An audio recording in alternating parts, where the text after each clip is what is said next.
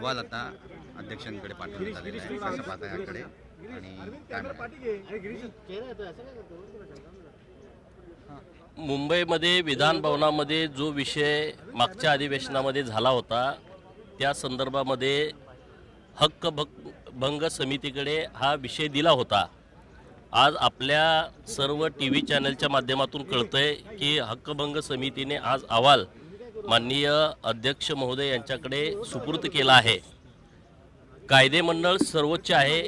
कायदेमंडळाचा सन्मान राखणं लोकप्रतिनिधी म्हणून माझी जबाबदारी आहे, आमचं कर्तव्य आहे. जो काही निर्णय विधिमंडळातून दिला जाईल त्या निर्णयाच्या अधीन राहून आम्ही ज्या काही सूचना दिल्या जातील त्याचं पालन करू. सर, एक सांगलीमध्ये जत तालुक्याचे नाव देवभूमी करायची मागणी नाही नाव नाही ते जरा हे बघा, मी अशी मागणी करत आहे राज्य सरकारकडं आणि तशा पद्धतीची लक्षवेधी मांडलेली आहे की जतला नेहमी दुष्काळी भूमी म्हणून बघितलं जातं. परंतु मी आता 1 वर्ष झालं मला जतचा आमदार होऊन मी सर्व भागात फिरल्याच्या नंतर माझ्या काही बाबी लक्षात आल्या की या जत तालुक्यामध्ये काहीतरी वेगळंपण आहे. रामायण महाभारतापासूनचा इतिहास हा जत तालुक्यामध्ये लपलेला आहे.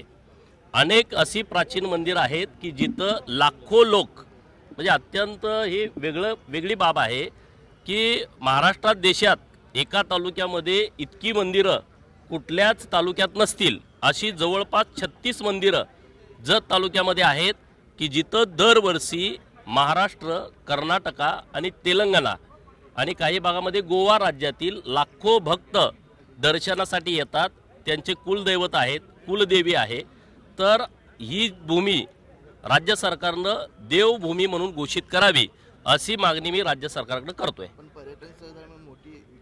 नाही, मोठ्या प्रमाणामध्ये ह्याचं एक सर्किट तयार करावं.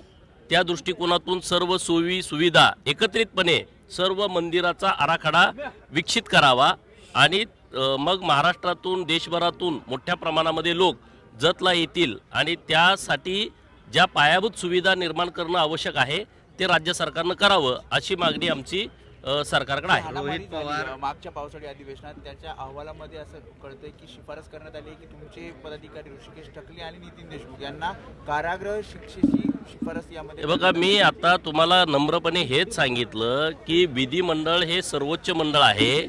विधिमंडळ त्यांच्या अधिकारामध्ये जे काही सूचना देतील किंवा ज्या काही शिक्षा देतील त्या शिक्षा मान्य करून आम्ही त्या आदेशाचं पालन करू.